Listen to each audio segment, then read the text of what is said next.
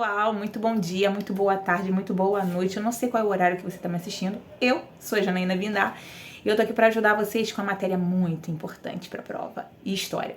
Bom, na verdade esse meu vídeo, ele tá destinado, focado para os meus alunos, mas mesmo assim, quem não for meu aluno vai, assim, aprender um pouquinho mais sobre a matéria, sobre Primeira Guerra Mundial e Revolução Russa, tá beleza? Vamos começar então? Eu resolvi fazer uma coisa diferente hoje, mas antes de eu começar, eu vou pedir uma coisa pra vocês, para tudo. Parou? Beleza.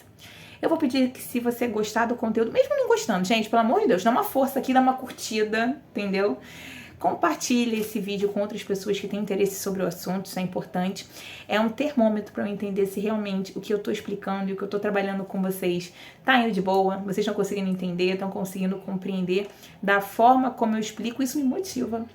Linda, maravilhosa, para continuar fazendo vídeos de qualidade para vocês sobre o conteúdo de história, tá bom? A gente vai começar hoje falando sobre Primeira Guerra Mundial e Revolução Russa. Na verdade, a gente não tem como falar sobre um sem falar sobre o outro assunto. Não tem como falar sobre Primeira Guerra Mundial porque o assunto Primeira Guerra Mundial tá entrelaçado com a Revolução Russa. Mas da Revolução Russa, eu na verdade cobro os dois assuntos para os meus alunos, mas é claro que o peso maior é sobre a questão da Primeira Guerra Mundial, mas Revolução Russa também eu vou esclarecer alguns pontos importantes para vocês. Combinado? Fechado? Então vamos começar. E na escola eu geralmente faço umas coisas diferentes e dessa vez eu resolvi fazer uma dinâmica diferente. Eu acho que existem diversas formas de a gente aprender. A gente aprende explicando, tendo que mostrar para o outro. Eu acho que essa, inclusive, é a melhor forma, é a forma como eu aprendo. Quando eu tenho que explicar para uma outra pessoa o que eu sei, eu tenho uma dificuldade muito maior, né? Dá um trabalho muito maior. E mesmo assim, esse trabalho recompensa quando aquela pessoa consegue acessar a forma como eu consegui explicar para... Difícil, né? Mas vou tentar explicar para vocês. Bom, eu tinha feito o total de, deixa eu ver quantas, 18 perguntas para os meus alunos para a revisão deles. E o que eu fiz? Eu trouxe a folha, mas eu esqueci as perguntas. Esqueci completamente, está no meu celular que estou gravando agora. Então eu não vou poder acessá-las. Mas eu vou aqui pelo que eu acho que foi a pergunta. A primeira pergunta que eu fiz está relacionada à questão da o que foi a Primeira Guerra Mundial e o que o imperialismo ou neocolonialismo tem a ver com a Primeira Guerra Mundial. Eu vou ler que fica mais fácil. Bom, o imperialismo ou neocolonialismo, a disputa de países europeus sobre os continentes africanos e asiáticos, na intenção de explorar recursos naturais, desobstruir a Europa de pessoas desempregadas e vender seus produtos industrializados e com isso os países com menores zonas de influência seriam de certa forma prejudicados. Resumindo isso para vocês, para poder apertar a tecla SAP para vocês entenderem, porque não adianta eu colocar com palavras bonitas e você não entender o que esse conteúdo está querendo dizer. O que eu estou querendo dizer é o seguinte: qual é a relação do imperialismo, ou nesse período foi o nome neocolonialismo, com a Primeira Guerra Mundial? Tem, meu amor, tem tudo a ver. Eu vou explicar para vocês por quê. Momento silêncio aqui que a gente vai fazer um... Vou dar um exemplo para vocês mais próximo à realidade de vocês. Vocês têm um grupo de amigos que são amigos de vocês. É seu amigo por N fatores. Vamos lá. São amigos porque moram no mesmo condomínio. Vamos supor que o nome do condomínio é Europa. Show? Fechou? Todos moram no mesmo condomínio chamado Europa. Condomínio muito sofisticado, maravilhoso, mas cada casa tem a sua particularidade. Assim como na nossa vida nós temos particularidades. Vamos supor que todas as crianças que moram nesse mesmo condomínio Europa resolvam pedir uma pizza para comer no final de semana. O nome dessa pizza é Continente Africano. E o que vai acontecer? Os melhores amigos que receberam a pizza antes, que pagaram a pizza ou que se sentiram, estavam na casa deles, a reunião no caso, vão pegar os melhores pedaços daquela fatia de pizza, beleza? Show? E os outros que chegaram mais atrasados, que não são tão amigos assim, vão ficar com os pedaços menores. Isso a gente fala daqui a pouquinho. Foi isso que aconteceu na Primeira Guerra Mundial, tá? Os países europeus, eles eram amigos, mas era uma amizade meio assim, meio falsinha, sabe? Só porque eles convivem no mesmo ambiente, / Europa, Então a gente vai perceber que eles têm um convívio em comum, o continente, mas que cada um deles está querendo exatamente a mesma coisa que o outro tem, que é o quê? Dominação, é uma forma de explorar o quê? Aquela pizza. No caso, a pizza eu coloquei como uma pizza para vocês, mas para vocês entenderem, literalmente os países europeus fatiaram o continente africano de uma forma que fosse beneficiá-los por 3 interesses, tá bom? 3 interesses. Primeiro interesse, a Europa estava começando a se industrializar. A gente sabe que a primeira revolução industrial aconteceu na Inglaterra, mas a segunda já vai rodar o mundo, meu amor, vai ultrapassar continente. E o continente europeu estava naquela corrida sagaz para conseguir ter mais domínios dentro do continente africano. Aí vocês vão me perguntar assim, mas Pinda, qual era o interesse deles no continente africano? O que tinha de tão interessante assim dentro do continente africano? Matérias-primas. O continente africano é extremamente rico. Segundo, a Europa estava vivenciando aí um período de transformação, e principalmente transformação da mão de obra, então eles precisavam pegar aquela galera que estava desempregada, que não estava se adequando dentro do processo industrial e jogar para fora, arremessar bem longe, para não deixar o continente europeu, de certa forma, com uma visão ruim, negativa. Eu vou até virar um pouquinho aqui para ficar melhor. Então a gente vai perceber que muitas pessoas da Europa vão sair do continente europeu em busca de lugares melhores para começar a vida. Inclusive, aqui no Brasil, os imigrantes do sul da Itália, de algumas partes da Alemanha, de algumas outras partes do continente europeu, vão sair da Europa nessa intenção de ter um lugar privilegiado para poder ter sua família, constituir uma residência, constituir um novo lar. E para a Europa, isso era muito positivo. Ó. Ela pega a matéria-prima dessa nova terra que para eles é inferior, fisicamente ou socialmente inferior do que os europeus. Eles vão querer vender para essa terra também industrializados e eles vão ser um fidedigno, que palavra mais velha? Eles vão ser um mercado consumidor extremamente importante para eles e vão inclusive levar pessoas que estão ali no continente europeu unemployed. O que isso significa? Desempregados, exatamente. Então a grande questão aí do imperialismo é que havia uma corrida muito grande, resumindo, dos países europeus em ter mais territórios para que eles conseguissem se apossar e ter mais domínios. Quanto maior a dominação de um país europeu sobre um continente, sobre um outro lugar, mais forte aquele país vai costumar ser. Segundo ponto aqui, ó, sobre o revanchismo francês. Antes da Primeira Guerra Mundial, nós vamos perceber que meu cachorrinho. A gente vai perceber que a França estava tendo um problema, principalmente porque houve uma guerra um pouco antes, a Guerra Franco-Prussiana. Meu cachorro resolveu latir, gente. Mas eu vou continuar assim mesmo. Eu vou continuar, tá dando pra vocês ouvirem numa boa? Então vambora, mete bala. É o Apolo. Quando o Neo andando com a moto, é o Apolo. É um incrível. Mas vamos lá.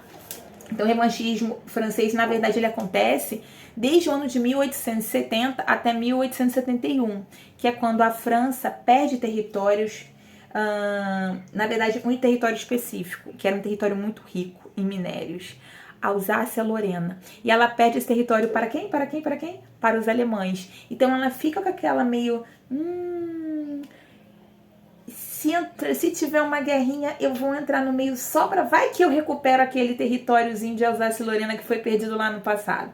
Então a gente vai perceber que havia o neocolonialismo, que era um interesse dos países europeus de uma forma geral, de ter novos territórios para se apossar, porque quanto mais territórios influentes, maior o poder, tá bom? Segundo, nós vamos ter o revanchismo francês, que está relacionado à Guerra Franco-Prussiana, que aconteceu no ano de 1871, 1870, 1871, e ela perdeu o território de Alsácia-Lorena. Show? Fechou? Terceiro. Nesse ponto sobre Apolo, que ótimo. Nesse ponto aí que a gente pega entre unificações tardias, nós vamos ter 2 países. O primeiro vai ser a Itália e o segundo vai ser a Alemanha. Tanto a Itália quanto a Alemanha, lembra que eu dei o exemplo da pizza? Então, mais ou menos vai ser isso que vai acontecer. Os 2 países vão ficar chupando o dedo ou com menores proporções de países para influenciar no continente africano, ou em desvantagem, eu vou colocar assim para ficar mais bonito, vai ser Alemanha e Itália, por um motivo. Um único motivo, que deve vir do seu livro de história aí. As unificações tardias, tanto da Itália quanto da Alemanha, provocaram aí essa desvantagem desses dois territórios, se comparados à Inglaterra, se comparados a outros países europeus. Combinado? Então era por isso que a Itália e a Alemanha se prejudicaram dentro da Conferência de Berlim, dentro daquela distribuição dos continentes africanos que a gente aprende lá no 8º ano, beleza? Vamos lá, próximo. O que era a política de alianças? Gente, política de aliança funciona como nós nos portamos num ambiente escolar, num ambiente de trabalho. Nós temos pessoas que nós buscamos ou temos determinada afinidade. E aquelas pessoas que têm a maior afinidade com a gente vão ser os nossos aliados, nossos amigos, pessoas que a gente vai conversar, que a gente vai falar mal dos outros. Coisas de seres humanos. E dentro da política de alianças, nós vamos perceber que vai haver a Tríplice Entente e a Tríplice Aliança. Tem a Tríplice Entente, marcada pela Alemanha, Itália e o Império Austro-Húngaro. E a Tríplice... Não, desculpa. Tem a Tríplice Entente... Inglaterra, Rússia e França, desculpa. Alemanha, Itália e Áustria formam a Tríplice Aliança. Essa política, essa tríplice, na verdade, existia porque se um país entrasse num conflito, obviamente os países que estavam próximos a ele, tivessem uma conexão com ele, entrariam junto no embate, entendeu? Então a política de alianças, ela existe, na verdade, mesmo antes da guerra começar. Vamos lá, próximo.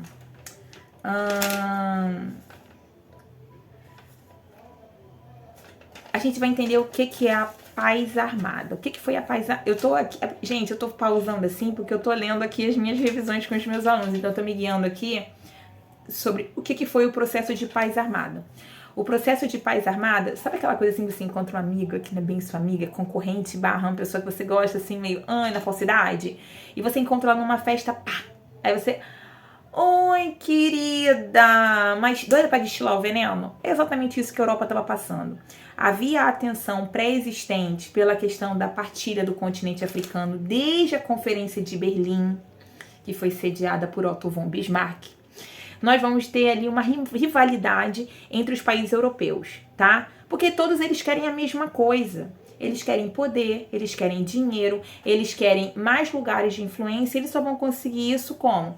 Um tentando ser ou fazer coisas melhor do que o outro. E é isso que vai acontecer dentro do continente africano. Ele vai se tornar uma coisa comum pela disputa dos países europeus. Beleza? Então, depois que ocorre a Conferência de Berlim, depois que ocorre essa divisão do continente africano em zonas de influência para os países europeus, nós vamos perceber algumas questões que ficaram, com alguns que ficaram com menores proporções, algumas questões de revanchismo, e a gente vai perceber que a paz armada era um momento em que os países europeus estavam se armando belicamente para uma possibilidade de guerra, muito antes da própria guerra acontecer. Eles já tinham esse clima meio hostil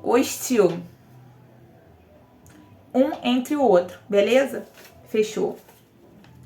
Gente, se vocês não entenderem isso, pelo amor de Deus, tá muito fácil, tá quase como a nossa vida isso, então eu espero que isso esteja fácil para vocês entenderem. Eu tô tentando passar aqui mais ou menos a revisão, porque eu corrigi em sala. Mas mesmo assim, eu sou muito chata. Eu falei assim, não, eu vou fazer um videozinho só para poder explicar de novo, para que, caso eles tenham perdido alguma coisa... lembrei, deu um feedback, né? Vamos lá. Outra questão que havia era quais foram as fases da Primeira Guerra Mundial. Bom, as fases que vão haver na Primeira Guerra Mundial são 3 fases. Guerra de movimento, que é quando... Vou ter que explicar uma outra coisa antes, que tá lá depois. Deixa eu ver. Realmente, eu não coloquei aqui. Bom, A guerra meio que estava meio que declarada de forma indireta. Mas o que vai acontecer para a guerra realmente acontecer, vai acontecer uma morte em Sarajevo. Mas não é a morte de qualquer ser humano, né? É a morte do herdeiro do Império Austro-Húngaro. Qual é o nome dele? Ele tem nome, na verdade, de um ator de novela mexicana ou de um personagem principal de novela mexicana. O nome dele é... Tem que fazer até a boquinha espanhola, né? Otto von Bismarck. Então... O Otto von Bismarck era herdeiro do Império Austro-Húngaro e ele morreu, né? Ele não morreu de causas naturais passando em Sarajevo. Na verdade, um outro ponto importante para começar a Primeira Guerra Mundial, vai haver uma espécie de sentimento xenofóbico ali. Esse assunto, essa palavra que está muito em alta hoje, né? Xenofobia, o ódio ou a aversão por outras civilizações, isso acontece muito no continente europeu. Havia uma espécie de rivalidade entre a galera que era... Calma, gente, que tá passando uma jardineira aqui. Eu moro em Arraial do Cabo, vocês sabem, Arraial do Cabo é uma cidade turística, então toda vez que alguém passa com uma jardineira, são os carros que levam os turistas, tem tipo um carro de boi, né, eu vou falar assim, e aí o pessoal, passa pela cidade toda, então toda vez que eles passam, eles fazem barulho, então meu TDAH não ajuda muito quando eu tenho que explicar essas coisas e tá passando um outro barulho, mas vamos lá, voltando. Vamos lá, a xenofobia é mais ou menos o ódio que existe entre pessoas ou civilizações diferentes. Então havia um sentimento muito forte de rivalidade entre os germânicos com os eslavos, tá bom? Então um grupo que na verdade havia um integrante chamado Gravilo Príncipe, ele é o líder de uma facção e ele resolve assassinar o Francisco Ferdinando, que era herdeiro do Império Austro-Húngaro, que estava passando com a sua esposa Sofia por Sarajevo, uma caminhadinha de leve, assim, pá! Ele é acertado e ele morre. Então, o que acontece? Cobrando maiores... Nossa, não, tem que haver uma investigação maior e tal. O Gravilo Príncipe, o autor do disparo, na verdade... ele foi pego exatamente no momento da ação, mas eles exigiam maiores retratações sobre a morte do herdeiro do Império Austro-Húngaro, e aquilo ali, na verdade, foi a primeira fase da Primeira Guerra Mundial. Caí, voltei. Então a gente vai ter aí a morte do herdeiro do Império Austro-Húngaro, Francisco Ferdinando, como a causa, deixa eu colocar para vocês aqui como se fosse o estopim. Eu gosto de falar a palavra estopim, mas seria... O que é um estopim, na verdade? Eu tenho que falar uma palavra que vocês entendam. Então foi a gota d'água, o pontinho que faltava para começar a Primeira Guerra Mundial. E a Primeira Guerra Mundial, ela é marcada por 3 pontos importantes. Qual é o primeiro ponto? Guerra de movimento, principalmente quando as tropas alemãs avançam e vão invadir territórios, na verdade, que eram da outra tríplice. E aí a guerra começa a pegar fogo. Nós vamos ter o segundo ponto da Primeira Guerra Mundial, que vai ser as trincheiras. O que foram trincheiras? Trincheiras, gente, eu vou falar pra vocês, era um negócio cabuloso que acontecia na Primeira Guerra Mundial. Até hoje eu tento imaginar como aconteceu, ou como seria, e não dá pra imaginar. Imaginam valas, imaginam grandes buracos na terra, em que os homens, que eram soldados, eles estavam ali para se proteger das tropas inimigas. Ficavam então trincheiras de um lado e trincheiras do outro lado, tá bom? Dentro dessas trincheiras que eram cercadas e eram uma espécie de proteção dos soldados, a gente vai encontrar mortos, feridos, a vida, o cotidiano deles, falta de higiene. É um lugar, eu acho que em 4 anos ou um bom tempo de guerra, é uma questão pavorosa você imaginar um buraco ali que você está vendo seu amigo morrendo aos poucos, ou que você está vendo ratos comendo um outro combatente seu, o seu amigo ali do lado. Então, essas foram as trincheiras. A gente, quando fala assim de uma forma distante, né, principalmente quem é professor, a gente não consegue ter a dimensão do que foram as trincheiras. E era tão pavoroso que eu já ouvi relatos assim em livros de pessoas que saíam das trincheiras para morrer, para pisar em mina e pá, se explodir. Porque não aguentava o horror que era aquele conflito, o horror que era aquela guerra. Então a Primeira Guerra Mundial tem a sua importância. E na verdade a Primeira Guerra Mundial ela foi combustível suficiente para gerar uma Segunda Guerra Mundial. Todo mundo fala muito em Segunda Guerra Mundial pela questão da fama do Hitler, pela questão do nazismo, pela questão do Holocausto, pela questão do Terceiro Reich, mas a Segunda Guerra Mundial só foi provocada por uma Primeira Guerra Mundial. É importante nós termos ciência disso. Ah, sim, a última fase importante da Primeira Guerra Mundial é a entrada dos Estados Unidos na guerra. Então nós vamos ter aqui, ó, guerra de movimento, o avanço das tropas indo invadir territórios inimigos. Nós vamos ter as trincheiras, que são essas coisas calamitosas que existiam para proteção das tropas amigas, entendeu? Dos soldados ali no convívio deles. E a terceira é a entrada dos Estados Unidos no poder. Mas a gente vai entender a entrada dos Estados Unidos no poder por um motivo muito simples. A Rússia saiu da Primeira Guerra Mundial. Ah, Bindá, como assim? Ela saiu do nada? Assim, vou sair, tchau, não quero brincar mais. Licença, minha mãe tá me chamando? Não, não foi bem assim. E aí entra a Revolução Russa. A Rússia estava passando por problemas sociais. Ela vivia durante a Primeira Guerra Mundial, na entrada da Rússia na guerra, desde, na verdade, do descontentamento da população, desde 1905, o que a gente chama Revolução Russa. E aí ocorreu o ensaio geral, ocorreu a entrada de um governo mais ou menos provisório, que eram dos mencheviques, que não efetivou a saída da Rússia na guerra. A Rússia só vai sair da guerra no ano de 1917. E pasmem, quando os bolcheviques entram no poder. Ai, mas Bindá, eles eram maravilhosos, os bolcheviques eram excelentes, eu vi. Tem minhas questões, tá? Mas a gente fala em um outro vídeo.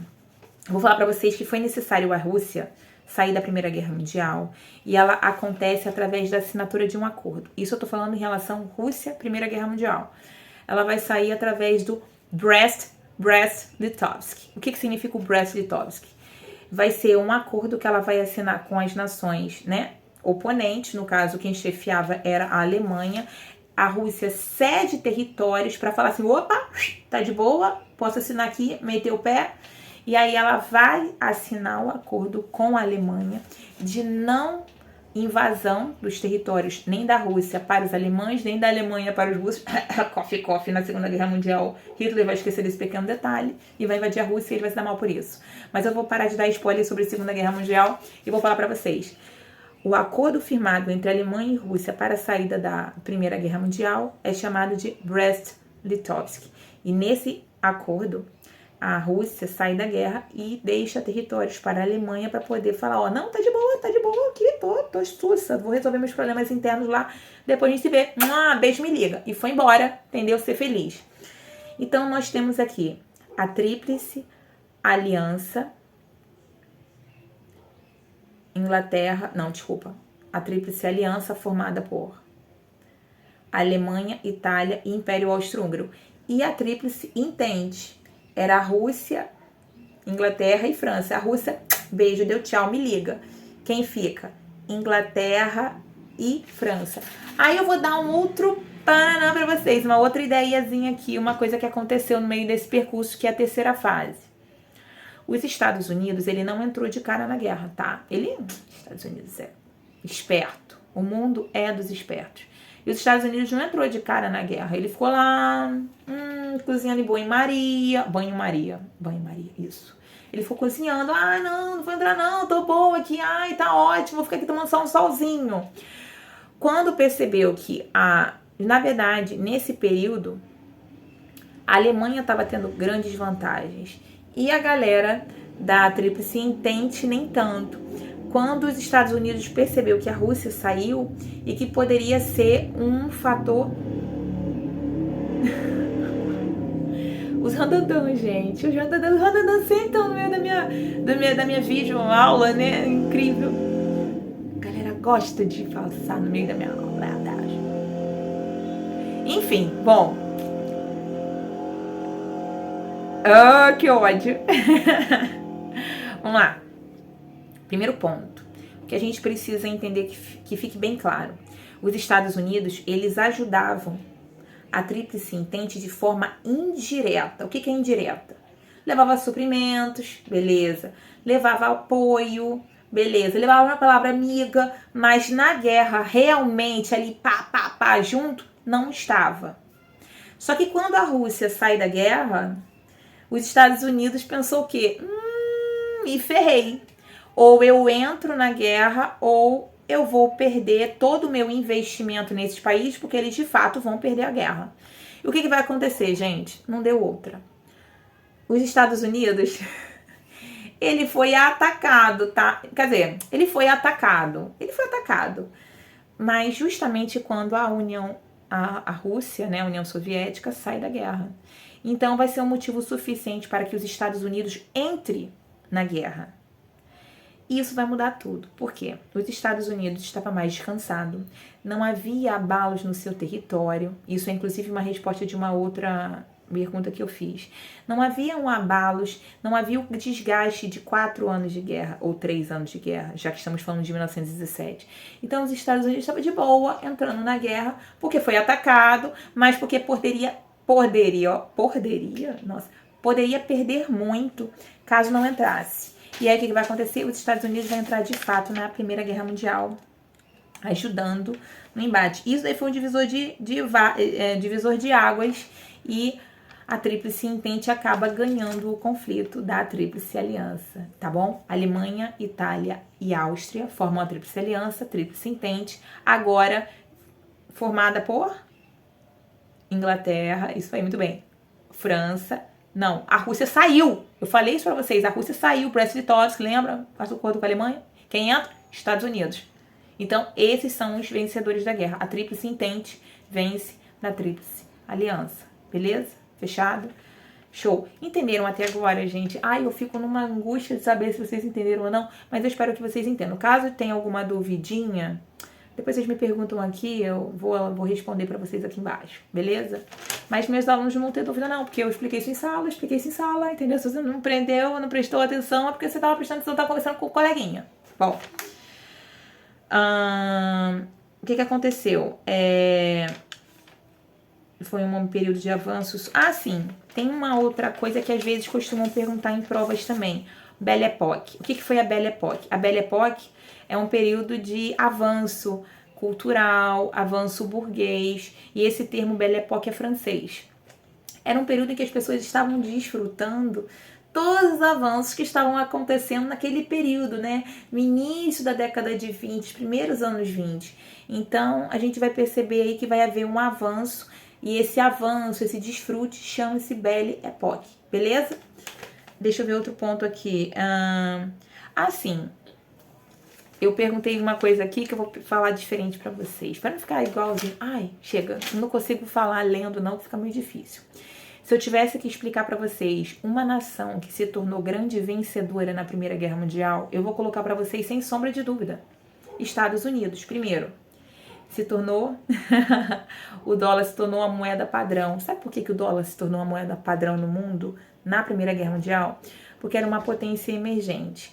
Mas ela se tornou oficialmente uma grande potência, porque nós temos a Europa, que no final de 4 anos de guerra, de 1914 a 1918, que é o tempo que dura a Primeira Guerra Mundial, nós temos todo o território europeu que... Nossa, bonitinho isso, né? Ficou destruído. E quem levou tudo para todos os europeus que estavam precisando naquele período? Estados Unidos. Sem contar que os Estados Unidos não sofreu nenhum abalo no seu território. A guerra não aconteceu na América. Aconteceu onde? Na Europa. Isso aí, muito bem. Então a gente vai perceber que não houveram tantas perdas humanas, porque eles só entraram na guerra no final da Primeira Guerra Mundial. Não houve nenhum abalo com o território, e eles ainda passaram a produzir tudo o que todo mundo precisava depois do final da guerra, porque se a Europa está destruída, não há mais indústrias, não há mais homens, não há mais força jovem para continuar mantendo as fábricas. Então, quem vai ser o provedor de tudo no entre guerras para todos os países europeus? Estados Unidos. E isso inclusive torna o dólar a moeda padrão desse novo mundo que a gente está concebendo agora. Entenderam? Beleza. Agora, se eu fosse falar para vocês uma nação que se se deu muito mal na guerra, eu vou falar pra vocês, foi a Alemanha, sem tirar nem pôr. Ai, Biná, mas você acha que na Primeira Guerra Mundial a Alemanha... Ah, então você está defendendo Hitler? Nossa, meu Deus, você... Não. Uma coisa não tem nada a ver com a outra. A Alemanha foi obrigada a assinar um acordo chamado Tratado de Versalhes. Nesse Tratado de Versalhes, imposto à Alemanha, se ela não assinasse, ela seria invadida pelos países que ganharam a Primeira Guerra Mundial. Então se correr o bicho pega e se ficar o bicho come, entendeu? Então não tinha muito para onde ela correr. Mas a Alemanha teve diversas punições, foram no total 440 artigos, imposições, que a Alemanha perdeu território, perdeu dinheiro, perdeu força militar, perdeu poder bélico. Inclusive, uma das restrições da Alemanha nesse período era o impedimento dela construir carros blindados. Então ela saiu literalmente com uma mão na frente e a outra atrás, porque ela foi obrigada a indenizar os países participantes da guerra, sendo considerada a principal culpada da Primeira Guerra Mundial. E aí, então a gente entende o porquê do revanchismo alemão na Segunda Guerra Mundial, que a gente fala em uma outra oportunidade. Bom, gente, sobre a Primeira Guerra Mundial, eu vou colocando por aqui, vou parando por aqui. Os outros pontos que eu vou falar para vocês vão ser relacionados à Revolução Russa, né? Primeiro, até o 14 eu falei sobre a Primeira Guerra Mundial e eu falei um pouquinho só sobre a Revolução Russa. Eu só tive 1, 2, 3, 4, 5, foram 5 questões.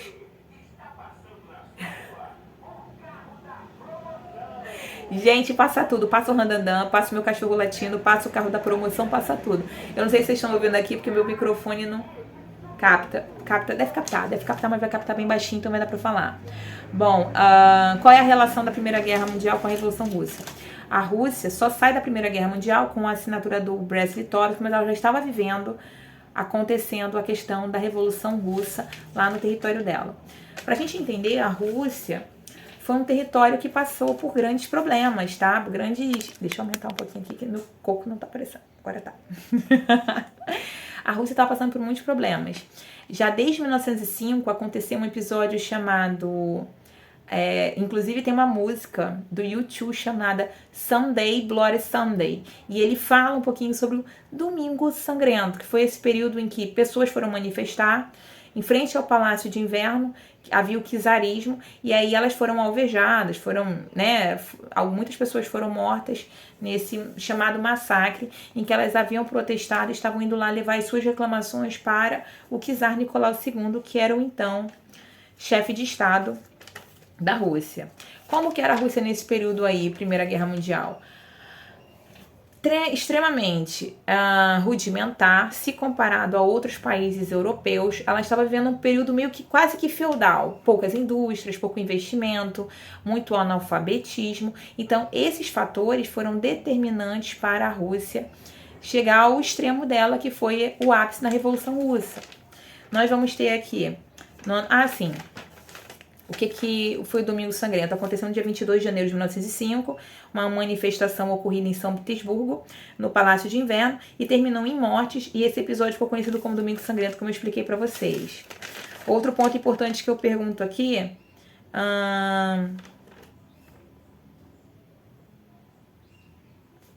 o chamado ensaio geral. O ensaio geral, houveram alguns motins, inclusive algumas desobediências dos militares, alguns tipos de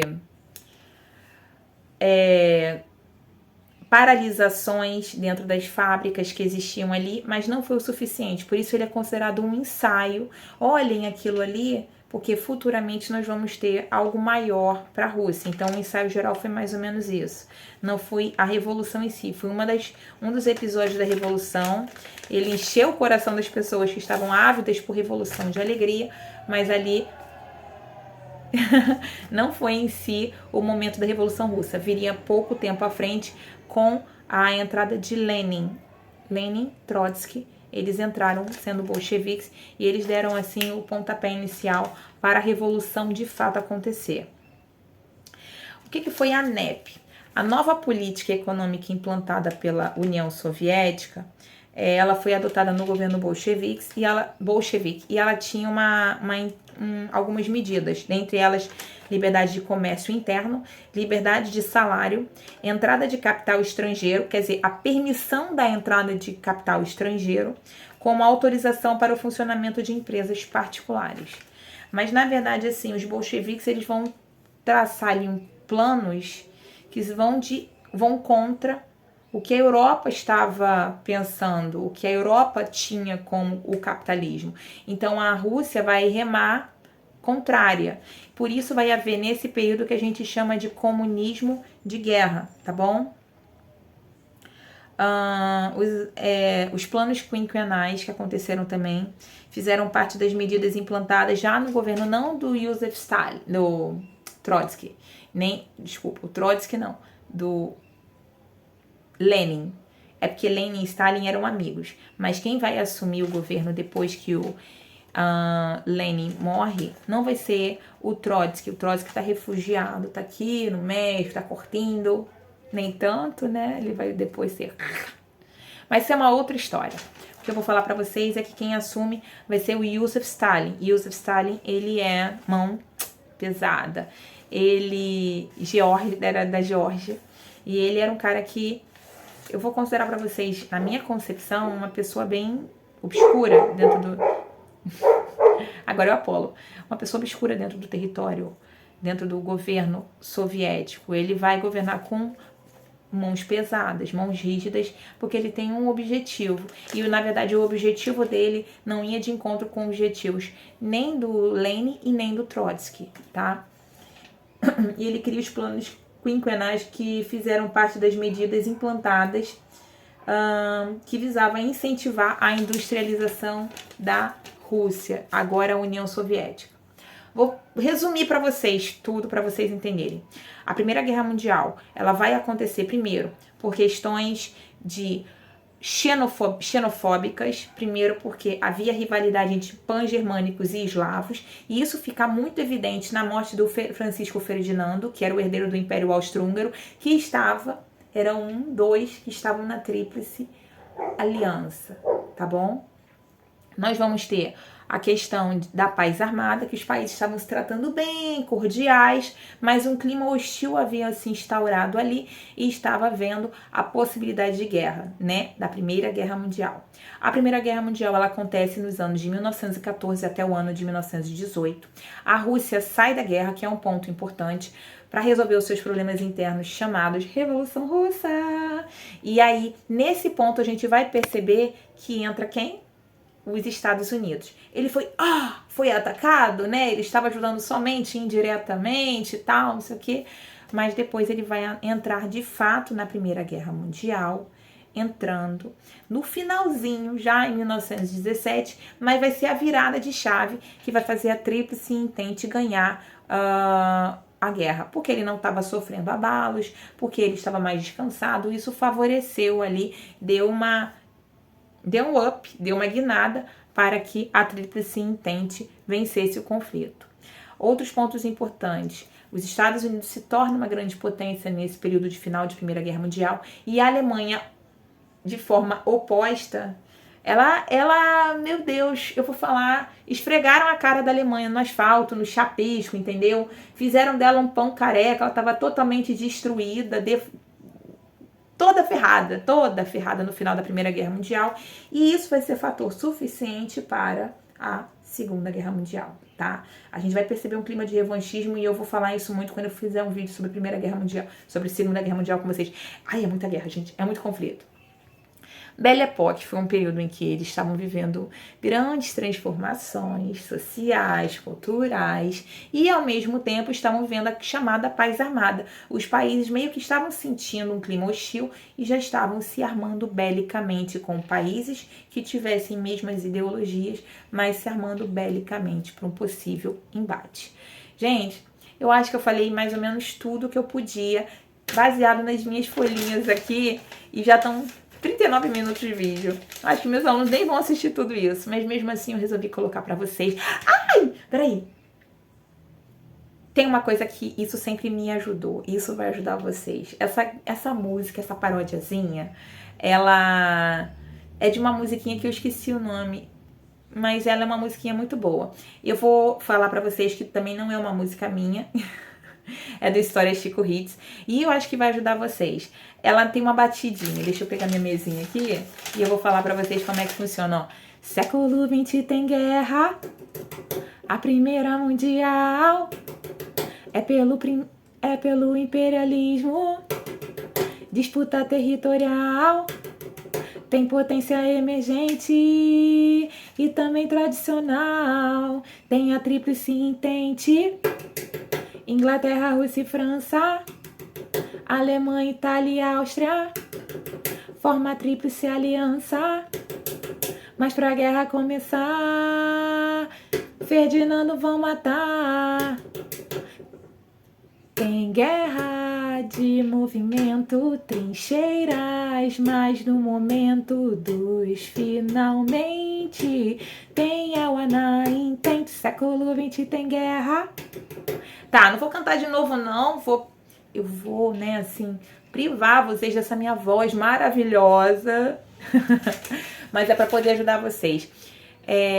Eu acho que essa música é do Banho de Lua. Eu tenho quase certeza que é Banho de Lua. Não tô muito certa, mas eu acho que é isso. Vai ajudar vocês. Ela ajuda. Ela não é uma música minha, do História Chico Hits. Depois eu boto o link dele aqui embaixo pra vocês entenderem. Eu espero que vocês estudem bem, tirem todas as dúvidas. Caso tenha ficado com algumas dúvidas na nossa prova, a prova dos meus alunos vai ser na terça-feira. Então já sabem, estudem, revejam, relembrem tudo que eu expliquei pra vocês. Se quiserem, volta e ver o vídeo de novo. Vai ser muito importante pra vocês entenderem o conteúdo. Eu vou ficando por aqui. Um super beijo pra vocês.